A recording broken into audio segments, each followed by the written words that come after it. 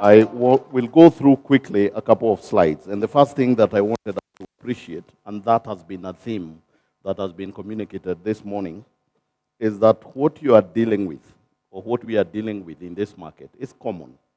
It's happening in India, it's happening in very many other markets. And one of the items that we have as TransUnion is we are able to have a helicopter view of what's happening across more than 50 markets in the world. So I want to give you probably a 2 minutes flavor of what fintechs, digital banks are going through, or the common trend that we see globally from a TransUnion perspective, and what we think about it. From what we observe, what are some of the key elements that we think you need to be focusing on? The first slide is what we know. Of course, the macro situation has been a bit volatile globally, but we are seeing a bit of recovery across the world. And you'll see all those markets, US, UK, Brazil, India, inflation starting to be contained, but interest rates is not only Kenya, they remain elevated in most of the markets that we have observed. The second thing which is important to you is in terms of funding. And I think this was also mentioned by Raman earlier. We are yet to recover from pre-COVID funding in the businesses that you guys do. And you probably even know this better than I would be able to articulate. But when we look at the market and in the sectors where we operate or we engage, we realize that in Q1 2024, there was a bit of a decline with funding of about 7 billion vis-a-vis 6.3 billion the previous quarter. We do expect that recovery will continue, particularly as the regulatory matters are settled, as investors become confident, of course, as the business that you run also start moving towards profitability, then that should continue. I think the one good thing that I've appreciated today is that this business is a long-term business. Of course, this is great news, that looking forward to 2030, there is massive growth across the world for the businesses that you drive. And what I would want to call out is look at Africa. The business is expected to grow. FinTech business is expected to grow 13 times. That's huge. And I think the question we all need to ask ourselves is the business that you run today, what will be the contribution in getting that growth? Because I think the projection, and this source is from PitchBook, is that that's going to happen. And I think there is clear momentum towards moving in that direction. I thought I would bring to you a few themes, and you'll identify with quite a bit of this. What are we seeing? What are the fintech players like yourselves telling us in these three markets? If you think about India, where a man comes from, profitability is a critical item. And I'm sure that's the same with all of you here. Steering regulatory compliance. We know about what most of you are currently dealing with. So it's a reality. It's not unique to Kenya. But there is a benefit once you align with those requirements. And of course, driving consumer engagement and loyalty.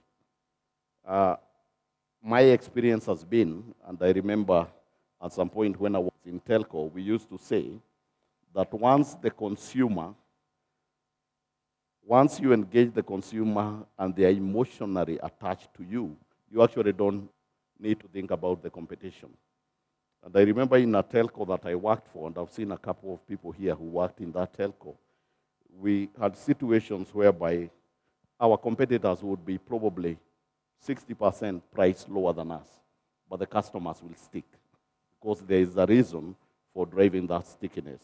The same themes are happening in UK. So common theme, profitability, changes, diversifying revenue, increasing long-term value of clients, which is super critical. You want to run a sustainable business model to attract the right funding that can only come through if you're able to drive that.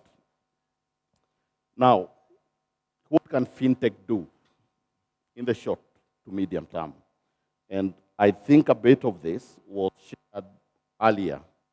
Efficacy, super critical. And then the other issue is measured growth. So when we think about efficacy, when I look at the situation with this country, because we engage with a lot of you, how do we move from, or maybe combine it, just getting more customers to getting the right customer? How can your marketing dollars work more for you, return on investment? Because you have to spend a lot to acquire customers. But which kind of customers do you acquire and get the right customer from the start so that that customer gives you a better return on investment? And that's where we come in as TransUnion. We collaborate, we partner with you, we give the right data, the right insights that help you drive more of a rifle approach than machine gun approach, and you are not very sure that you're going to get the target that you're going for. Of course, when you think about the measured growth, it's about sustainability.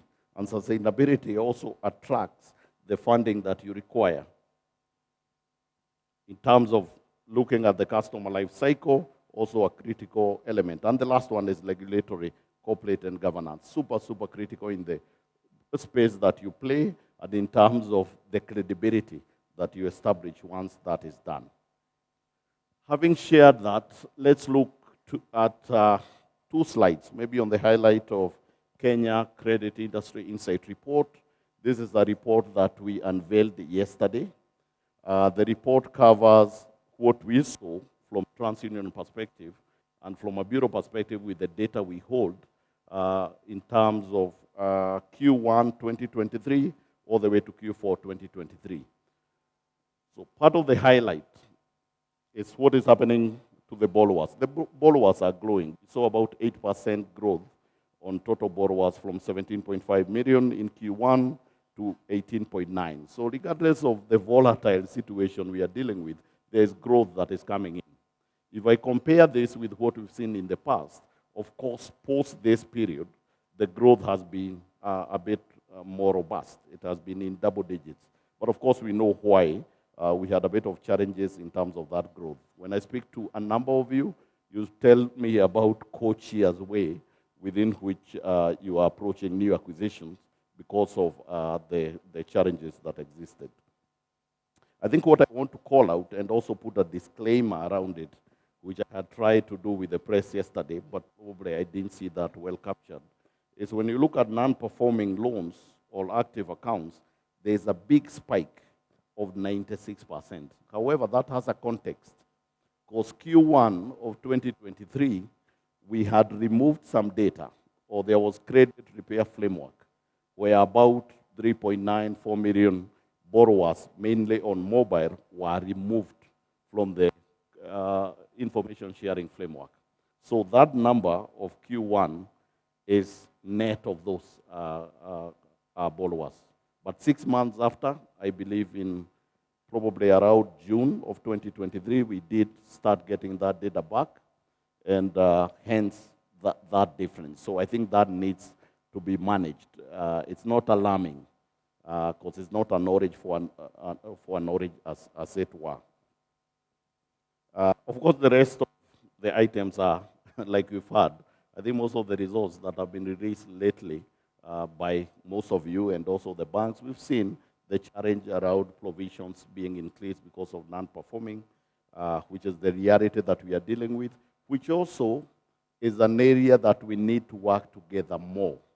Probably some of the things that Anne would have shared if she was wearing her selling hat, and Wangechi and Susan here, is that even from a collection perspective, we actually have very sharp solutions that we can work with you to drive your collection efficiency requirement. The second bit is on sector distribution, and this is very interesting, particularly for the guys in the room. If you look at the balances, this is total balances that we had at exit of Q4 2023, totaling about 5 trillion Kenya shilling. 96% of it is a contribution from banks, with fintechs having a very minimal contribution. But again, why is that the case? It's only because only 7 of you, by the time we were doing this report, only 7 fintech entities had started sharing data. Because you know, post the regulation that you guys are dealing with, You only start sharing data once your license has been approved. So great to see 7 of you have already started doing that. To date, we have about 18, which is a great thing. So this has started happening now, and my expectation is that as we go to Q1 2024 report, this picture will change because we'll have deeper visibility on what is happening in the fintech sector. Other sectors would include MFI, SACCOs, and that's their respective contribution. I think lastly, and one of the interesting things is think about this from demographic perspective. And I understood, I looked at the form that we were filling there, and I think most of us are in the millennial. Is it millennial, which is the younger one, Gen Z, including myself. I'm actually in Gen Z. They used me. But anyway, the message is, if you look at demographic in terms of the sectors that various age groups are focusing on or are consuming or interacting with, we notice that credit business is being driven largely by millennials, as you would expect. People from age of about 27 all the way to 46, huge play within the sector that you drive, 53% in fintech, but also with some good presence across the other sectors. If you think about products, overdraft, low value overdraft, that includes the traditional overdraft by banks, but also includes what the new digital overdraft facilities. Then you see again millennials playing very highly across those products. What is not there is personal loans. And when you go to the report, it will cover the whole spectrum of the products that are available. But I think when I looked at the personal loan, the millennials also account for 50% of the value of personal loans taken. Where they start decreasing the share is when you go to asset financing. Because when we went to asset finances, you realize the order, the traditionalists, the baby boomers now start having a bigger share in terms of the solutions they are taking. What does that insight tell you? Are we saying that Gen Z, millennials are not interested in assets? They are, but probably they are taking a different orientation in terms of those assets, and there's an opportunity for us to go for it. I will not cover this, but this basically just shows what overdrafts are doing and taking a bit of share from what mobile used to present. I think even in our own user habit, we see quite a bit of that. And the difference largely is you'll see a lot of overdraft coming to you at the point of purchase. When you want to make a decision or a transaction, then that is pushed to you, and it speaks to the power of frictionless access to credit. Now, Susan spoke about this report. It's now available to our client base. It's a fantastic report. I can't remember how many pages it is. Nico, how many pages is this report? Pardon? 162. 62 pages. So detailed, deep. And one of the things that Susan agreed with me yesterday is that for you being the first audience post-release of this report, I think she's offering, Susan, is it 50% off? She's offering some huge discount. And probably what we need to do is before you leave, please indicate your requirement with Susan. I can commit that we will do a special offer for the team that is here, get it hot off the shelf, and start utilizing those insights to give you differentiation and to drive the business forward. So looking forward to that. Having done that, I think we now are coming to the end of the session. And may I also mention what was shared by Anne in terms of traded data, the solution that we are coming up with to give you that kind of win that was also shared by Raman from a case study perspective. We would also appreciate if you can indicate your interest through. I think, Susan, you can pick all that data so that we can start engaging you directly and we move the conversation to execution. I think, having said that, we come to the end, and I will, of course, appreciate the incredible morning that we've had. Do we all agree? And thank each one of you. Let's all appreciate ourselves and probably also emphasize how privileged I feel personally and the team at TU for you sparing your time and being with us here. It's one thing to invite you and share a lot of content like we have done. Probably that is the practice in terms of engaging in business.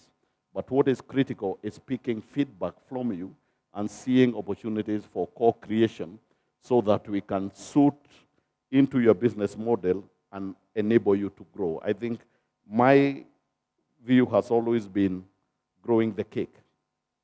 I'm sure most of us in this room compete for the same customers. But the big thing is there's an opportunity, huge opportunity for us to grow this cake and make the business even bigger for Kenya as a country. So thank you so much for being here. I would want to thank all presenters for the excellent presentations that you've done, the questions that have come through, very relevant questions, very critical questions. And let's keep the conversation going, because that was the intention. Just a reminder to fill in the survey forms. I think there'll be forms that you have. Kindly give us that feedback. We will highly appreciate. Please, if you've not done it, do it now.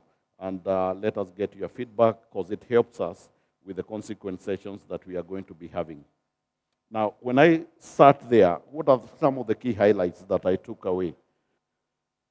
Times have changed, and consumers have shifted. I remember in my previous life, we used to look at some handset or mobile phone companies that wound up. And an example we always used to give was Nokia.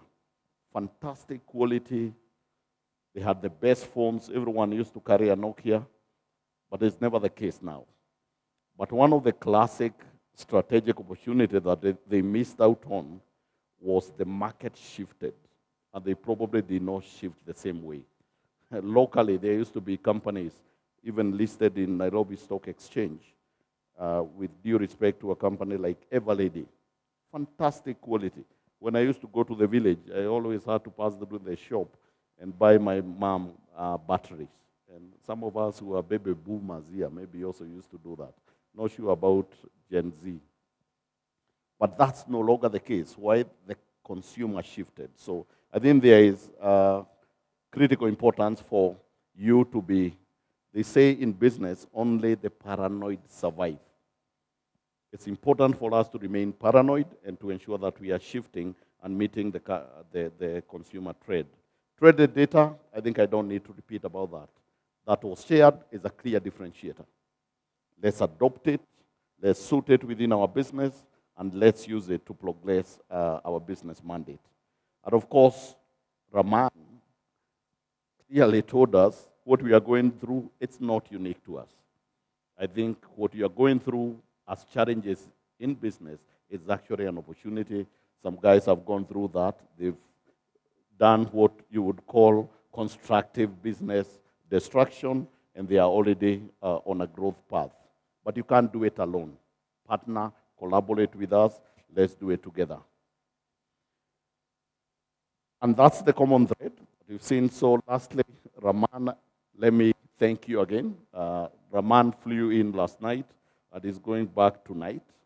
So thank you for being here, and I'm sure you'll be coming quite a bit to share with us. And also Susan and your entire team that has helped us put this together. Let me ask all the TransUnion team to be upstanding so that we can appreciate them. We all came to work for Susan today. Yeah, and let me embarrass them by introducing them directly. That gentleman there is called Nico. Nico is our lead data scientist and leads our DSA function. A lot of experience in the banking sector across various banks, and he's doing a great job. Thanks, Nico. Next to Nico is Beatrice. Beatrice, anytime we have issues and you call us, all consumers, when they have issues and they call us for Nipashe, credit reports, Beatrice runs our operation and customer service for Kenya and the region. So thanks, Beatrice, for being here. Pascalina is famous. She, she engages our banking sector and does a great job. And you'll be hearing a lot from Pascalina in terms of variables, what can we do together, but also more importantly, she had indicated to me that everyone will take a industry report. So I hope she's not asking for discount. We have the gentleman at the back, and even in the office, he stays at the back because he keeps us moving. He's our CTO, Chief Technology Officer. Aaron manages Kenya and the region, and everyone came from the bank. So a lot of experience across many years. Thanks, Aaron, for being here. Wangeshi is our Sales Business Development Director. You probably engage with her quite a lot. I think we have Anne introduce herself. Thank you, Anne. We have Nelly at the back, who drives our marketing function, with a lady who is not here called Ivy. I'm extremely proud of what these guys do, and I'm extremely thankful to you for engaging with them on a consistent basis, not only to consume our solution, but more importantly, co-creating together and driving this business forward. And I think we can go to the next level as we move forward. So thank you once again to everyone. We appreciate you, we treasure you, and looking forward to us winning together in the marketplace. So I'm informed we still have breakfast, so don't leave. Let's use this time to engage and have another cup of coffee as you go out. Thank you so much and have a brilliant day.